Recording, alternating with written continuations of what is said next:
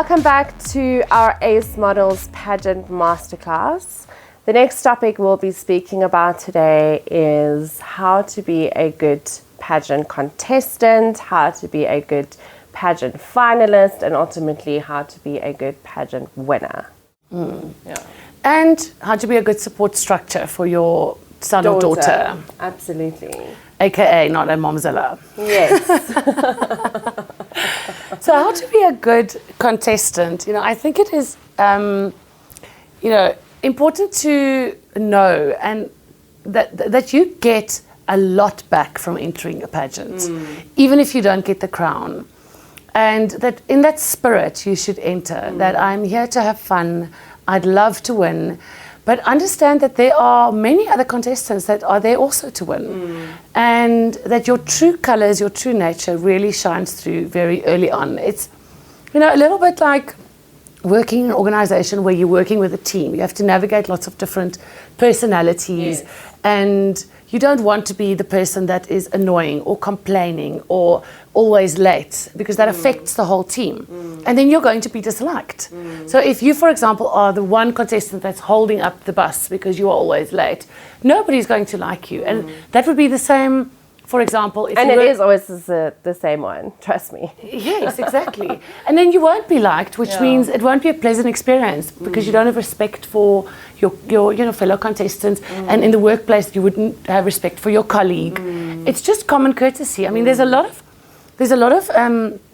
parallel similarities between working in groups and being a good contestant in pageants. Yes. And for example, if you're always complaining about everything, or you're always sick, or you're a drama queen, and those things will read, and they will be picked up by the organisation. You'd be surprised. I have, even as a judge, sometimes been in a cubicle in the loo, overhearing two moms speak while I am in the ladies' room, and then the two moms, and you come out, and the moms didn't see that you were there, for example, or two contestants, and then you hear what they've said because they've gossiped. So just generally be a nice person. Be a nice person, be pleasant to be around, and understand that you may not win, and you need to also use this as an experience to make friends. And personal growth. Personal growth. And your true nature will show through. Yeah, so if you're being nasty or mean, and being a good contestant means, and a good finalist, means having respect for your fellow finalists, for the judges, for the organisation, understanding that there's a lot more going on than just your little world in that one moment in time. There's an enormous amount of organisation going on, and everyone has their own issues. Exactly. So try and just adhere to the timelines, be punctual, be polite, be easy to work with, like you would in the workplace.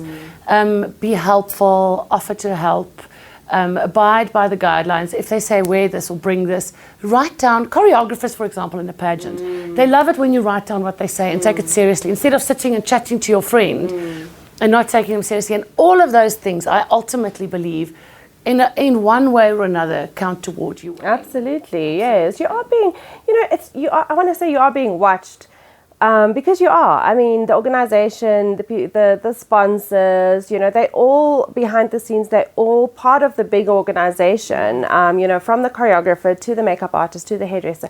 Those are all people that's part of the organisation, and that you'll ultimately be working with on an ongoing basis, should you be the winner. So it's important to just treat people with respect, whether they're the coffee lady or the tea lady or the CEO of the organisation. Just on the coffee or tea lady, the tea lady that you are rude to, because she is the tea lady, may very well be in a lift with one of the judges or one of the main sponsors while you walk past, and comment on you saying, gosh, that girl is so rude.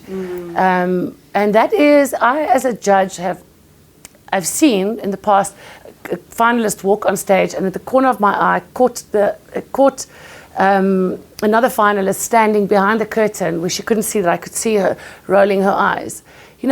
Your true nature will show through, which means that if you feel that you cannot actually be nice in that environment, in that competitive environment, pageants are probably not for you. because it really is a team sport. It is about winning, but it's a team sport. Yeah, and I think a lot of pageants these days, have broken that whole pageant stigma and really embraced women empowerment, sisterhood, those kind of things.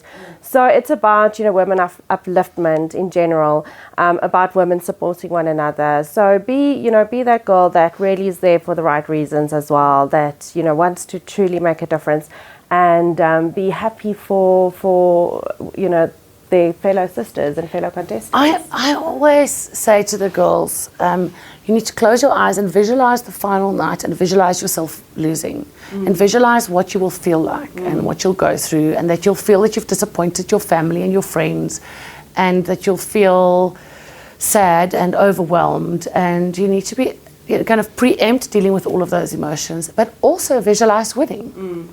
And be ready for the win, but also be ready for the lose, because that alters your outlook during the course of the journey. Absolutely. And being a good winner is as important as being a good finalist and a good contestant.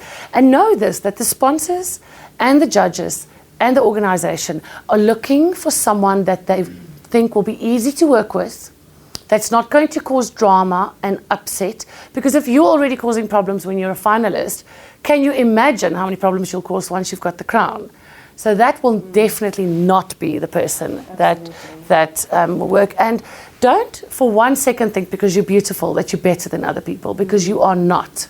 There may be contestants who are not as beautiful as you, but a lot more pleasant, lovely people to work with, and well-spoken, intelligent, etc. So don't take superior beauty as a strength above others. You would be amazed how that, especially in today's day and age where beauty can be defined in so many different ways, being a, and we're not saying live your truth. If you don't like a particular finalist or contestant, keep your distance, stay elegant. We've all sometimes said something we shouldn't have or done something we shouldn't have. But as a general rule, try to be polite, respectful to others, even if you don't approve or like them, or even if they're not nice particularly to you. Absolutely. We always speak about having an attitude of gratitude, and if you go in with that attitude of gratitude, you'll really just have a pleasant journey, and you'll just, have a positive mindset. And, staying in your lane, being focused on your own journey as well, not comparing yourself to other contestants, all those things are very, very important. And I always also say that, it takes a lot to be a good winner, but it takes so much more to be a good loser. And that's exactly what Cindy was referring to earlier as well. So yes, punctuality, being grateful, having manners, those are small things that is actually very, very important, and that are being seen by the judges and by the organization. Visualization is very important. Visualization of your interview, visualization. I remember being called out in the top 5 for Miss Universe, and all of a sudden, for the first time in my life, I was not ready because I didn't visualize that situation. I didn't visualize being in the Miss Universe top 5 on the night. I thought to myself, because I was very, very highly voted and popular with the public, but I never actually sat down, lied down. I had a meditative visualization, visualizing being called out. Who else I imagined could be there on joining me, what it would feel like. So I felt overwhelmed, and I remember feeling like I perspired a lot, and I was just feeling very stressed in that moment. And looking back at that, I believe that my journey was to be the second runner-up, and I was very grateful for that. For me, that was life-changing, because of it, I got so many modelling contracts. I didn't think, oh my gosh, I didn't win, I should have won. So many people said I should have won, and I was just attitude of gratitude. Thank you so much for being such a fan and thinking that I should have won. But I was so grateful to be the second runner-up. But in hindsight, I would have visualized that situation to be a little bit more prepared for it. But nonetheless, I was very gracious, I had a lot of gratitude.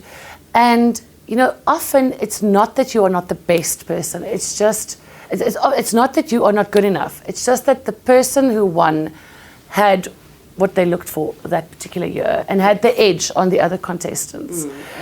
So I think that's about being a good winner and, you know, a good contestant. I love the attitude of gratitude. I really think, and also and remember that you take away a lot from a pageant. You know, you really do, and you should keep that in mind always. And you should take as much as you can from their journey and continue with that, and really just look what you've learned, how you've grown, and really just hold on to that, because that in itself is already a win. And then just in closing, ultimately a beauty queen and a title holder is rather the right word, is an ambassador. She's an ambassador for that organization. She's an ambassador for her sponsors. In many cases, she's an ambassador for her country. And therefore, being an ambassador, taking on the role of an ambassador, you need to be a role model. You need to be manageable. You need to be able to work in a team. You need to be just pleasant to be around with, and really also a strong person at the same time by inspiring other people through the way that you live. So those things are very important, and that is why it's so important during your journey as a contestant to reflect that. And being a good ambassador means that you know a lot about the brands and the organizations that you represent. For example, if you have a particular makeup brand that is the sponsor, you should know everything about that makeup brand. You should only use those products. You should only advertise those products on your social media. You should not, advertise for the competition or for brands that are not affiliated or directly competitive, because that will affect the organization. So being a brand ambassador is definitely the most important mindset to have in every way. You need to be knowledgeable about the organization and the brands that you support, and they are supporting the pageant and yourself, and you should be supporting them and only them for that period on all your different platforms. Absolutely. And in your personal capacity.